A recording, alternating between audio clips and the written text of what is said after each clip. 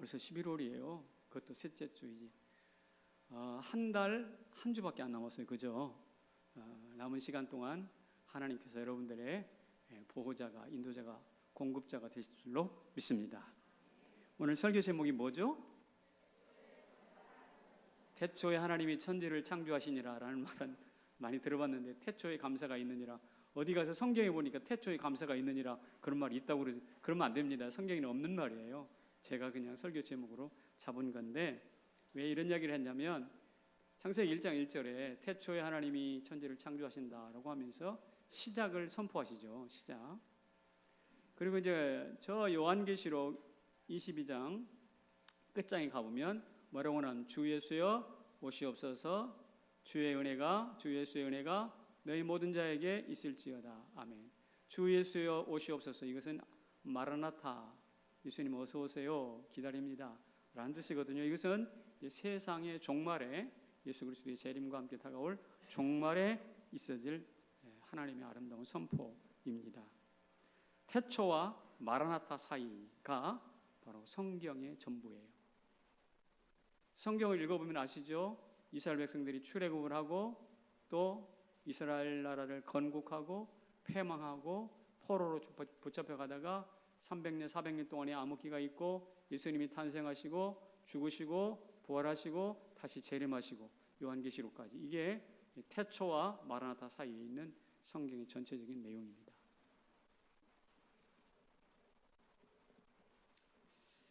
자, 그렇다면 이 세상도 이렇게 시작과 끝이 있는데, 우리 인생 각각 개인, 우리 인생에게도 시작과 끝이 있습니다.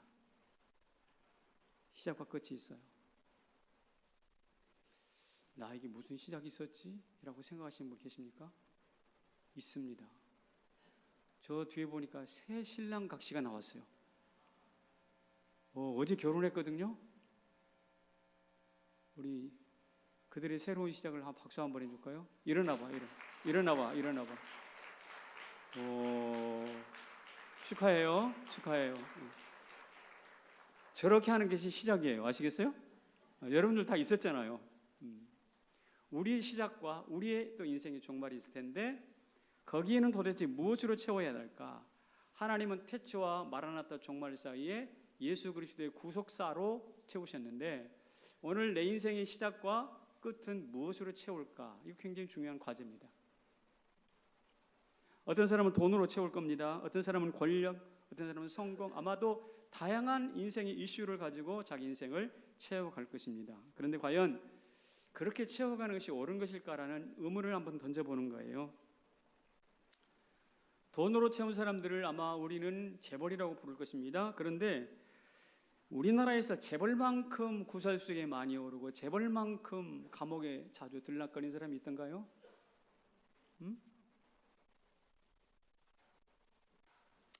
부정과 결탁된 돈이라고 한다면 인생을 말이에요, 추하고 더럽게 하는 것이 분명합니다. 돈으로 채워진 인생, 그렇게 영광스럽지가 않다는 거예요.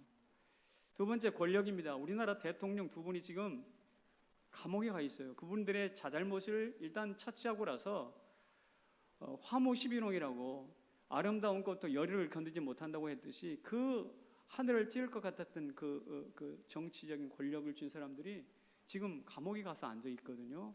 이게 무엇을 의미합니까? 인생에 권력으로 채우는 것도 해답이 아니라는 것을 보여주잖아요.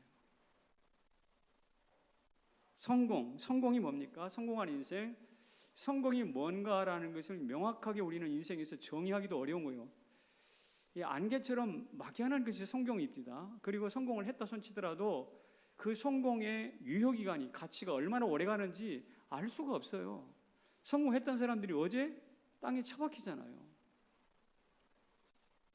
자, 돈이든 그것이 권력이든 성공이든 이런 것들로 인생을 가득가득 채운 사람들의 끝이 그렇게 바람직하지 않다는 것을 우리는 경험적으로 압니다. 자, 그렇다면 우리는 무엇으로 채워야 될까? 추수감사절이기 때문에 저와 여러분이 한번 이렇게 한번 다짐해 봅시다. 내 인생의 시작과 끝에 감사로 채우면 어떨까? 돈도 말고 권력도 말고 영광 성공도 말고 뭘로? 감사로 인생을 채우라. 오늘 새신랑 새각시 왔는데 여러분의 시작된 가정 위에 감사를 많이 채우기를 바랍니다. 그리고 여러분의 삶에도 그런 동일한 은혜가 있기를 주님의 이름으로 축원합니다. 이쪽에도 신부부가 한 사람 앉아 있어. 하나님께서 복 주시기를 원합니다.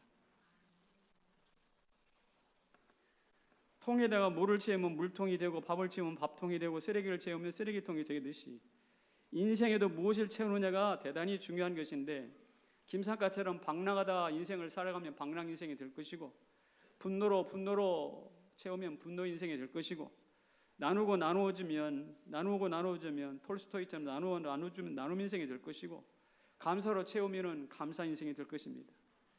태초와 종말 사이에 하나님께서는 예수 그리스도를 보내사 구속사로 채우신 것처럼 우리의 인생 시작과 끝에 감사로 풍성하게 채워지기를 축복합니다. 그래서 참 감사하다. 여러분의 묘비에 그동안 참 감사했어요 라고 딱 쓰여 있다면 얼마나 좋겠어요. 그동안 참 감사했다. 내 주변에 있었던 여러분들, 나를 길러주신 부모님들, 나에게 효도를 다해준 자녀들, 나와 함께 신앙생활을 나그네 길을 함께 걸어갔던 신앙의 동료들, 그동안 참 감사했어요. 이 한마디 남기고 가면 얼마나 좋겠어요. 그렇게 되기를 소망합니다. 감사가 없는 사람이 얼마나 비참한지 한번 예를 들어볼까요? 1969년도 꽤 오래된 이야기인데요. 고아원에서 자란 한 청년이 있었습니다. 그런데 이 아이가 이제 나이가 들어서 18살이 됐어요.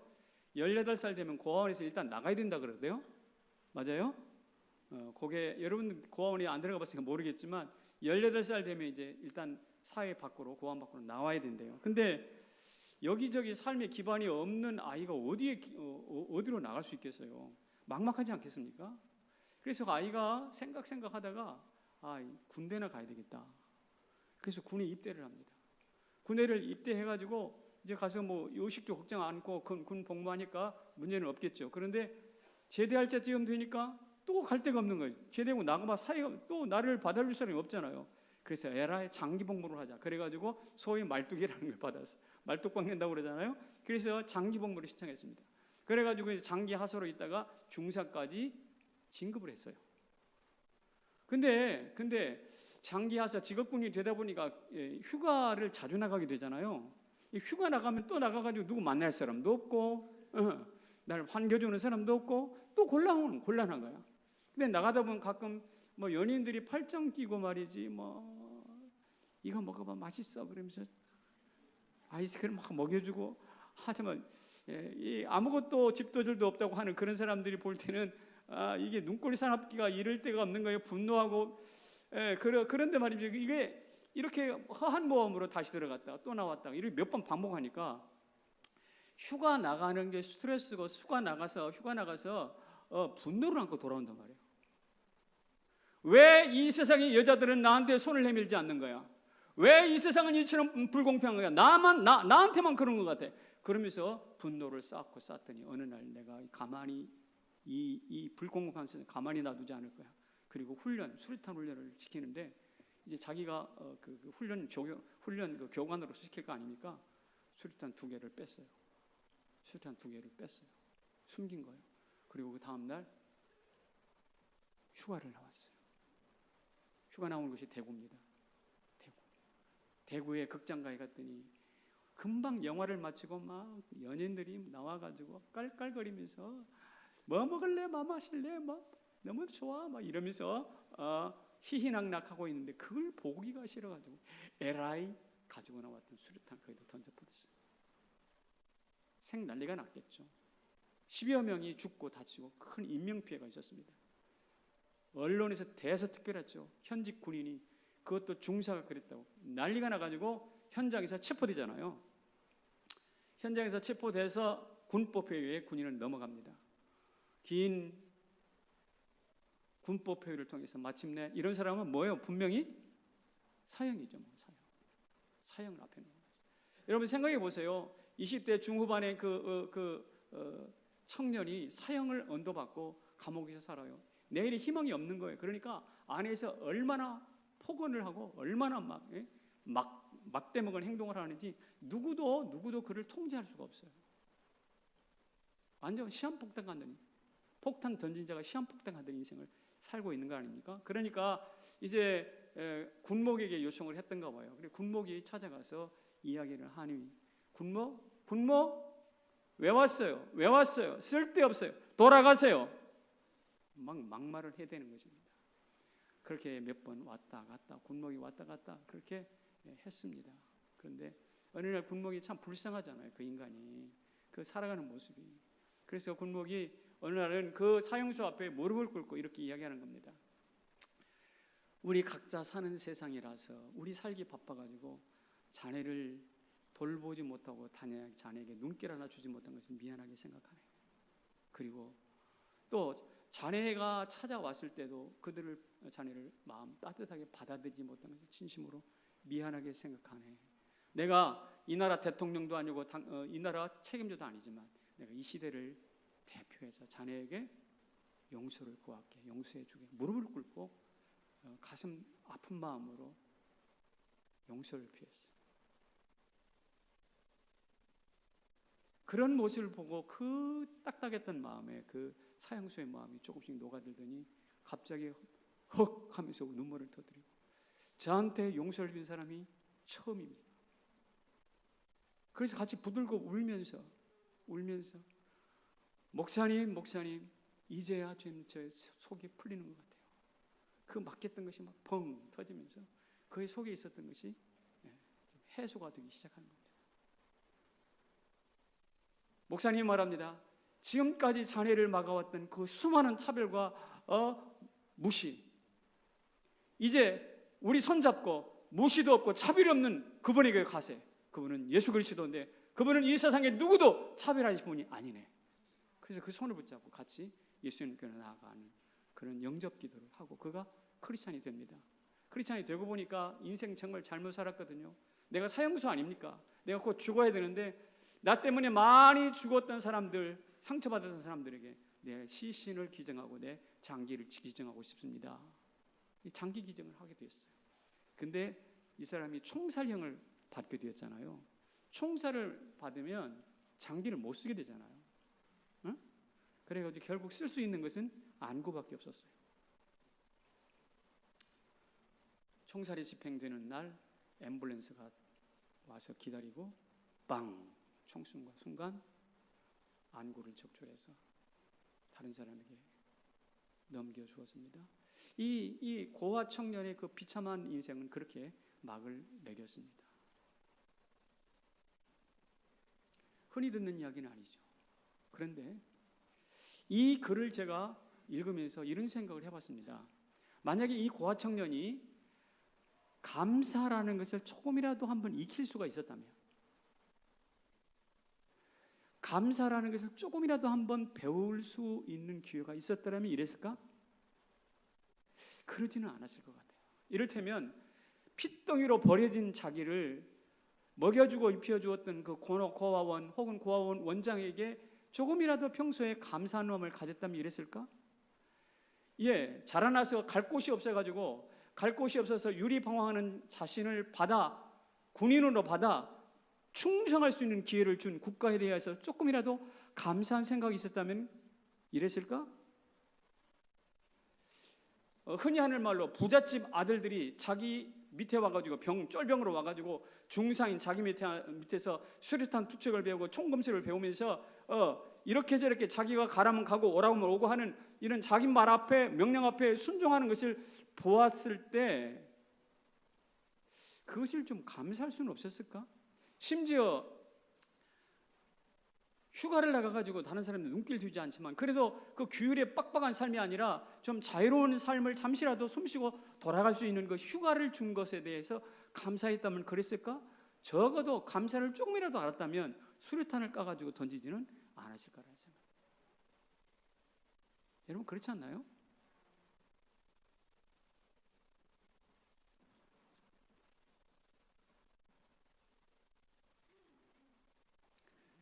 시작과 종말이라는 인생 사이에 그는 오직 분노와 원망만을 쌓았기 때문에 수류탄 까서 던지는 극약 제방을 하고야 말았습니다. 그래서 저는 이렇게 말합니다. 뭐라고 말하는가? 영양 결핍보다 더 무서운 것은 감사의 결핍이라고 생각합니다. 여러분, 아기들에게 먹을 것이 없어가지고 저지 부족해서 영양 결핍이 오는 수가 있습니다만, 그러나 그것보다 더 두려운 것은 감사할 줄 모르는 감사 결핍이에요. 왜냐하면 감사 결핍이 오면 주변에 있는 사람들에게 폭탄 같은 역할을 하기 때문에. 감사가 평소에 없을 때는 잘 표시가 안 나요. 그런데 인생의 중대 결정을 할 때는 이게 악한 잘못된 결정으로 이끌어가는 시발점이 되거든요. 감사는 행복 인생으로 가는 필수 코스인데, 저와 여러분이 이 감사에 대한 새로운 발견이 있기를 축복합니다. 추수감사절이 있어서요, 이 부담스러운 헌금을 해야 하고 하는 이 부담스러운 절기가 아니라 이것을 통해서 내 속에 감사를 익힐 수 있는 절호의 기회예요, 사실은. 그렇잖아요. 이게 감사 1년, 2년, 3년, 4년, 10년만 정말 진실한 의미로, 진정된 의미로 감사를 한번 해봅시다. 그러면 그 사람은 절대로 남에게 칼 던지거나 수류탄 던지지 않아요. 그 사람.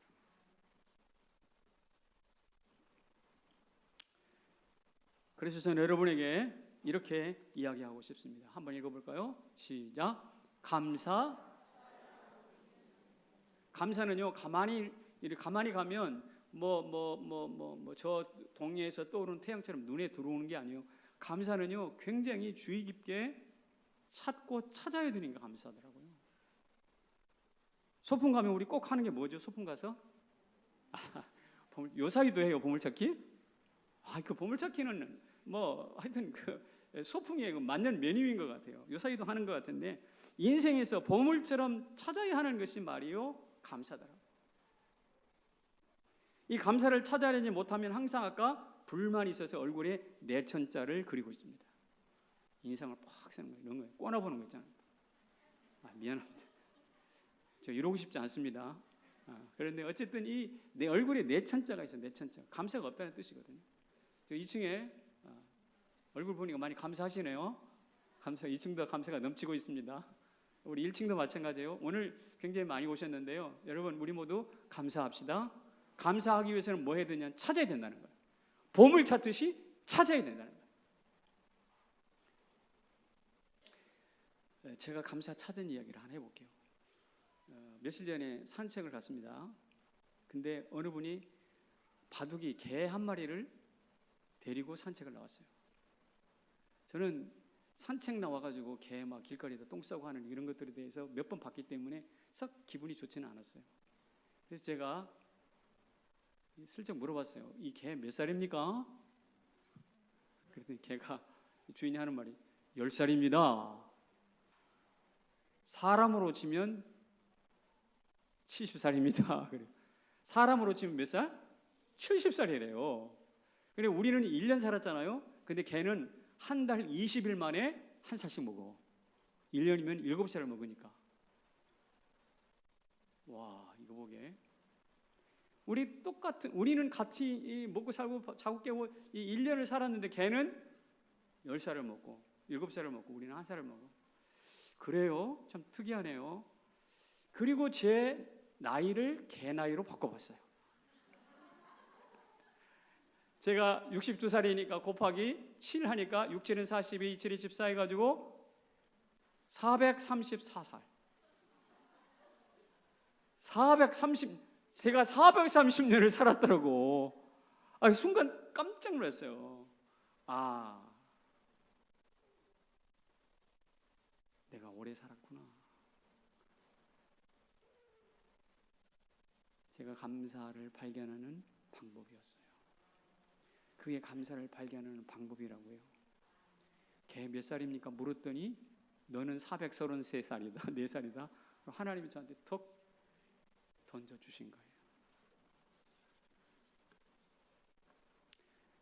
자, 감사 찾기 어려워요, 쉬워요? 참 쉽죠. 참 쉬워요.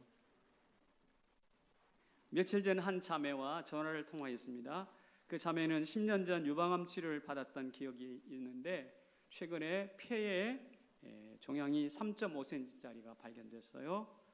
폐의 종양이라 충격이지 않습니까? 폐암인데 3.5cm면 대단히 큰 거거든요.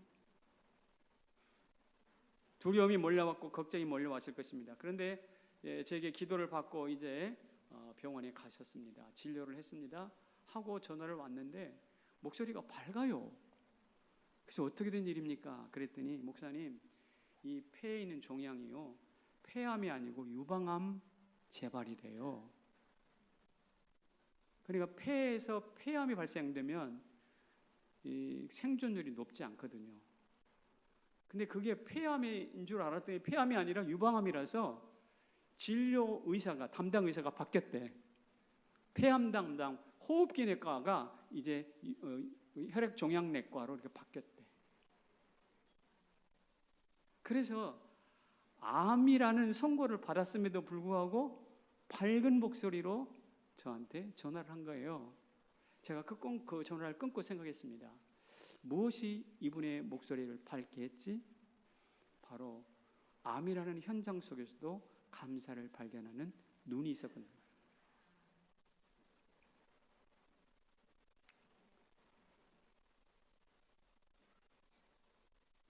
시편 136편을 보면 이 유명한 감사시로 이스라엘 백성들이 예배할 때마다 성전에 올라갈 때 불렀던 찬송인데 한번 읽어볼까요?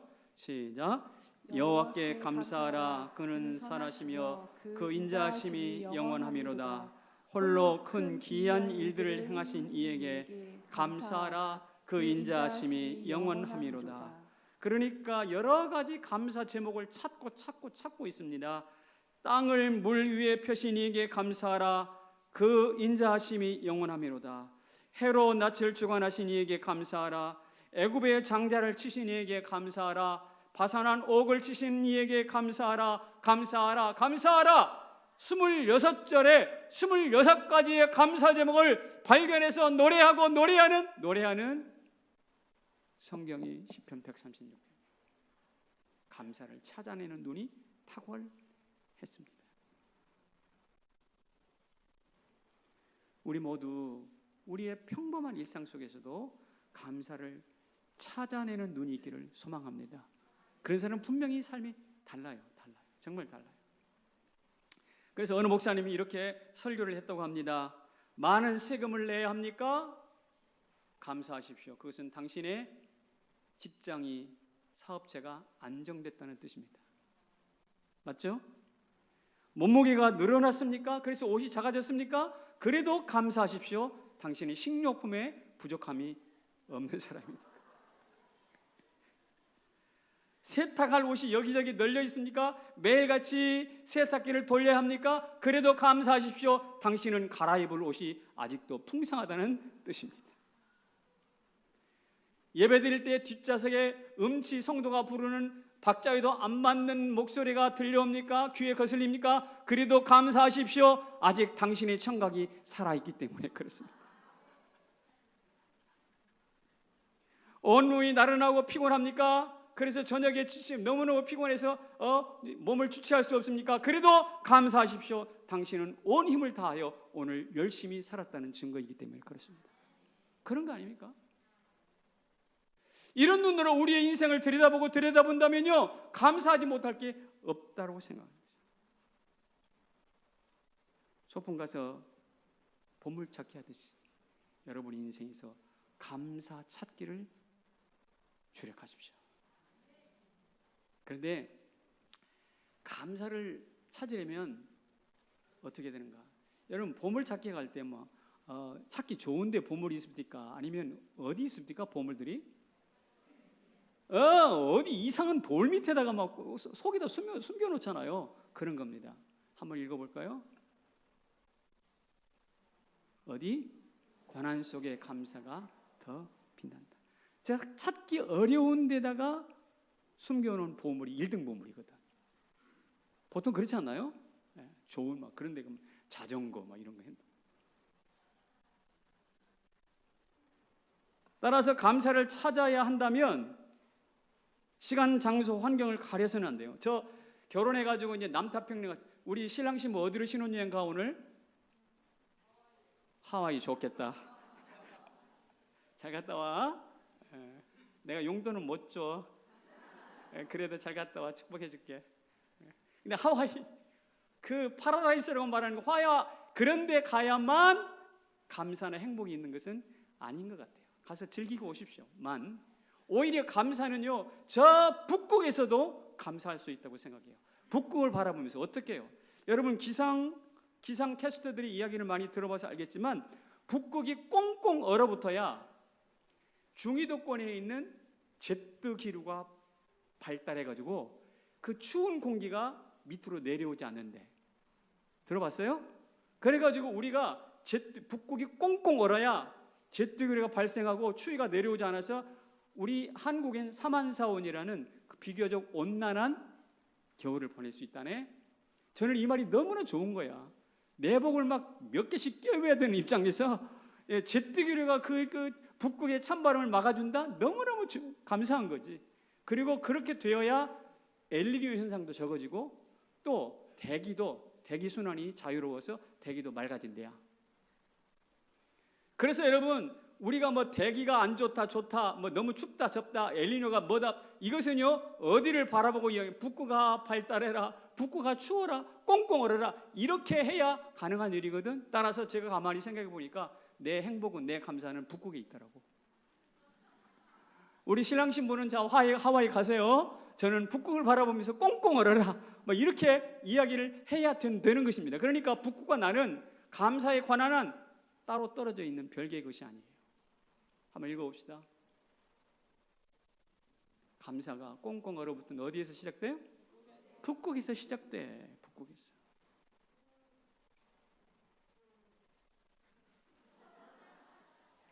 이것마저도 감사해. 여러분 커피를 좋아하시는 분들 많을 텐데, 루아 커피라고 들어보셨어요? 다 아실 겁니다. 루아 커피. 이 한 잔에 수만 원씩을 호가한다고 그럽니다. 1kg면 뭐 100만 원씩 한다고 그러던가. 그런데 그 맛을 본 사람은 다 반해가지고 또 먹고 싶어 하는데, 근데 그 루아 커피는 어떻게 해서 만들어지냐면, 사양 고양이 혹은 사양 노루가 커피를 따먹고 그것을 배설해, 똥 싸. 그래가지고 거기에 나오는 그 커피 씨앗을 가져다가 씻어가지고 가공해서 만든 커피가, 그게 루아 커피래. 근데 그렇게 그게 맛이 좋다네. 향기도 있고. 거기에 처음에는 신맛이 있다가 나중에는 쓴맛으로 갔다가 최종에는 단맛이래. 저는 커피를 좋아하지 않기 때문에 그러든지 말든지. 근데 말이죠, 제가 그것을 읽어보면서 이런 생각해 봤어요. 그 커피 맛이 거기서 거기인 것 같은데, 그 독특한 맛을 찾기 위해서 노루가, 고양이가 싼 똥을 헤집는다?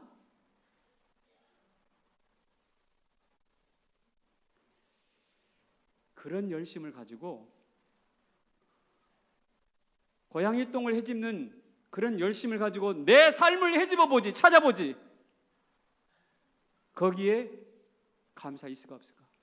있다는 이야기죠. 있습니다. 분명히 있습니다. 북극과 고양이 배설물을 통해서 그곳에서의 행복을 찾을 수 있다고 한다면, 그런 눈과 그런 취향과 그런 열심을 가지고 내 삶을 한번 살펴보시라고. 거기 어찌 감사가 없겠습니까? 있지, 분명히 있지. 할렐루야. 그렇습니다.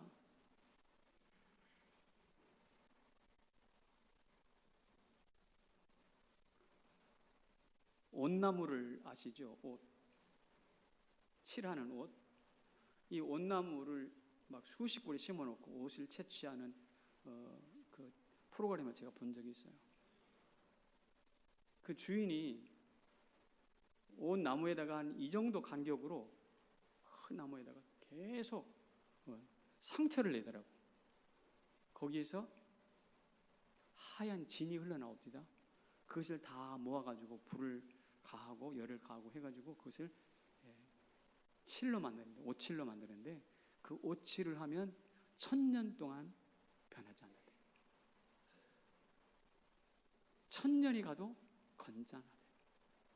제가 그것을 바라보면서, 우리 인생을 말이죠, 잠깐 보이다 없어지는 안개 같은 존재가 아니라 우리 인생에 감사의 치를 할 수 있으면 좋겠는데 그 감사는 어디서 나올까? 상처에서 나올 수 있다는 거예요.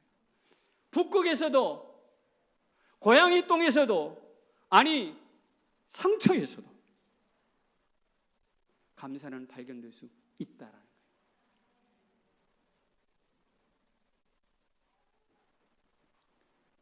야곱을 볼까요? 야곱은 사랑했던 아들 요셉을 잃었습니다.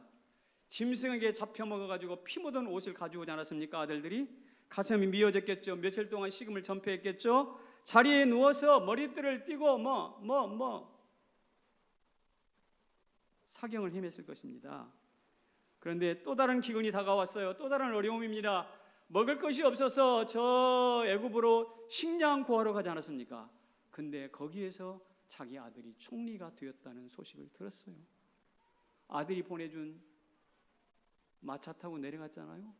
그 아들 부둥켜 거 얼마나 기뻤을까요? 내 아들, 죽음에서 다시 찾은 내 아들, 내가 총리가 되어 있다니, 내가 우리의 배고픔을 면해주는 지혜자가 되어 있다니 너무너무 기뻤을 것입니다. 그 감격이 큰 것만큼 그 감격의 뿌리는 어디였을까요? 지금부터 수십여 년 전 아들 잃어버려서 통곡했던 그 통증으로부터 시작돼서 바로 이 요셉이 나온 거죠. 감사는 상처로부터 나옵니다. 그래서 상처가 별이 된다잖아요. 여러분의 상처가 은혜 안에서 별이 되기를 주님의 이름으로 축원합니다. 그런 거예요.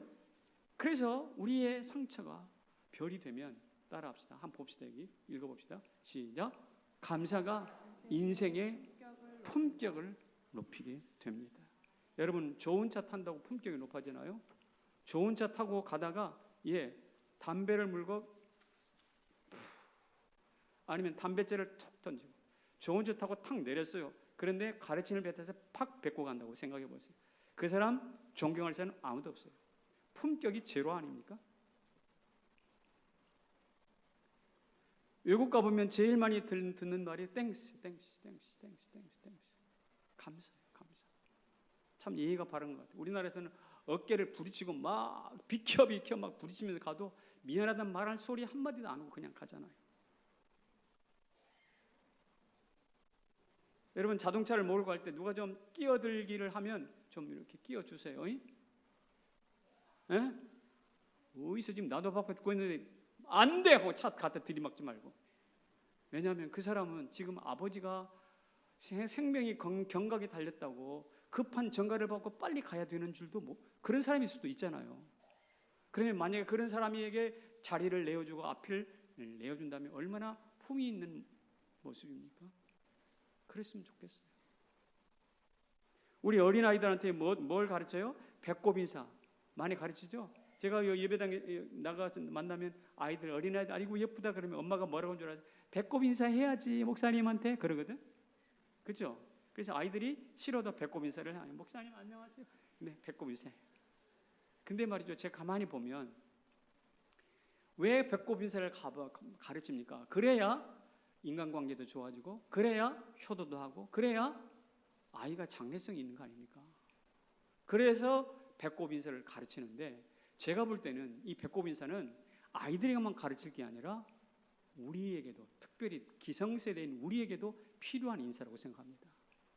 배꼽 인사. 제가 한번 해볼까요? 여러분 감사합니다. 이거야 이거 매주마다 합니다. 우리는 언제 할까요? 당회석에서 합니다. 당의원들 아침에 조회하잖아요. 아침 1부, 2부 예배 사이에 제가 조금 늦게, 당회 때문에 늦게 올 때도 있는데 뭐 합니까? 사랑하고 축복합니다. 존경합니다.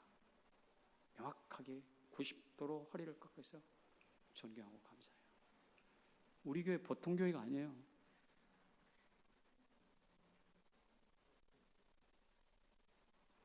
우리 모두 어떤 경우에도 배꼽 감사할 수 있기를 바랍니다.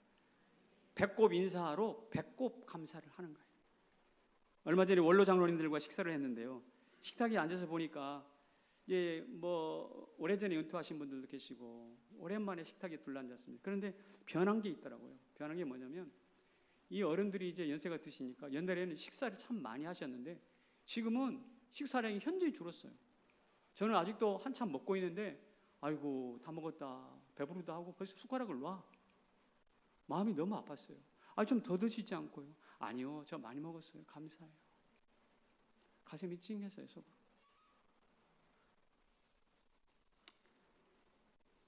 그리고 생각하기를 저분들의 수고가 아니었다면 우리 교회가 어떻게 50년을 버틸 수 있었을까?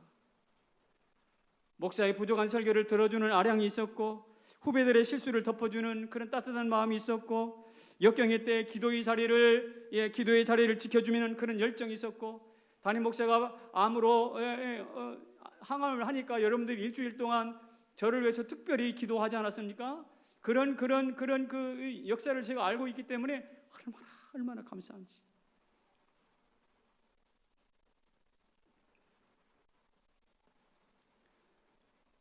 그리고 제가 어느 책에서 봤던 자벌레가 생각났어요. 자벌레는 조그마한 곤충이거든요.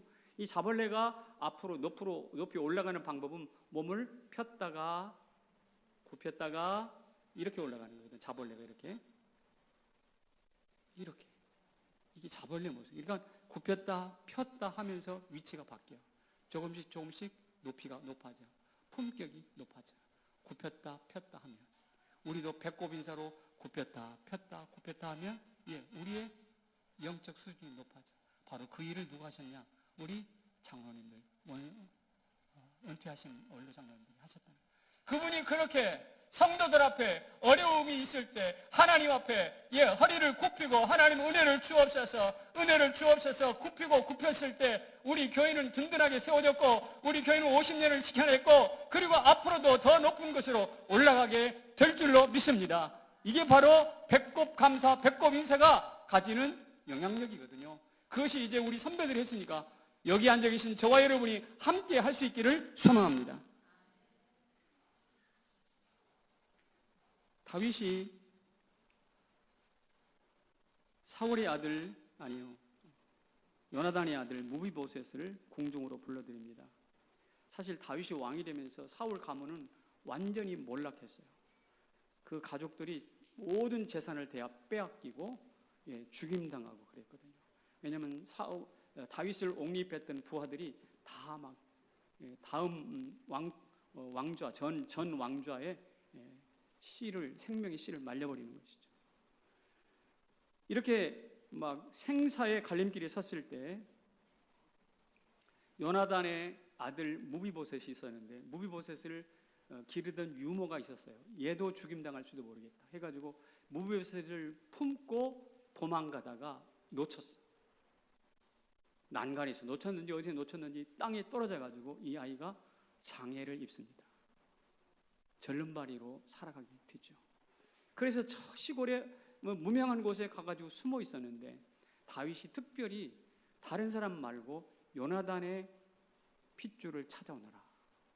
요나단의 핏줄을 찾고 찾았습니다. 전국을 수색했겠죠. 결국 발각됐어요. 결국 드러났어요. 무비보셋을 데려옵니다. 무비보셋이 다윗 앞에 끌려오면서 이제 나는 죽었구나. 이제 숨어 사는 것도 여기까지 끝이구나 라고 생각했습니다. 근데 다윗을 만나는 순간 뜻밖에요. 어떻게 해요? 오히려 그가 잃어버렸던 몰수당했던 땅을 다시 한번 회복시켜 줍니다.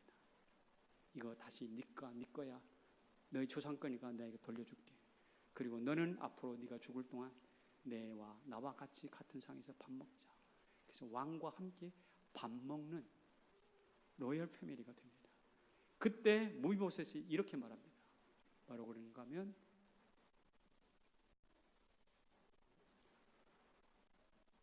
용서합니다. 이 종이 무엇이기에 왕께서 죽은 개 같은 나를 돌아보시나이까. 이 종이 무엇이기에 왕께서 죽은 개 같은 나를 돌아보시나이까. 참 감사하잖아요.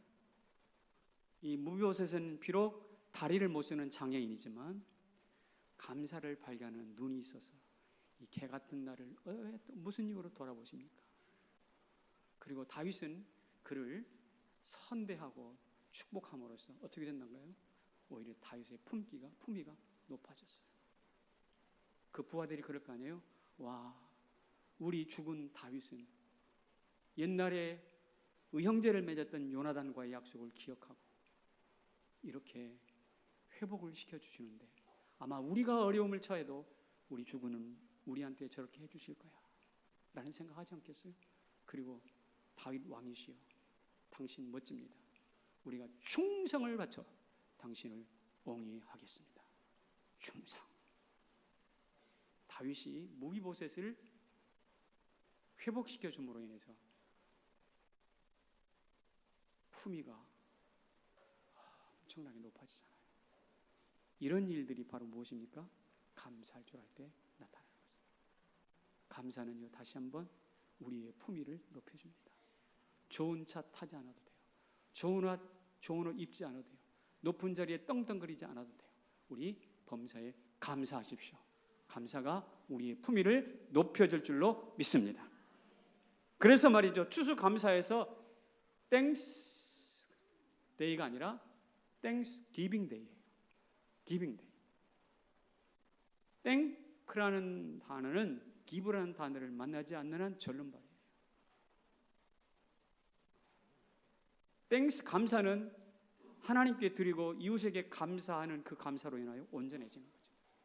이런 온전한 감사의 주인공들이 되시기를 주님의 이름으로 축원합니다. 자리에서 일어나십시오. 일어나셔서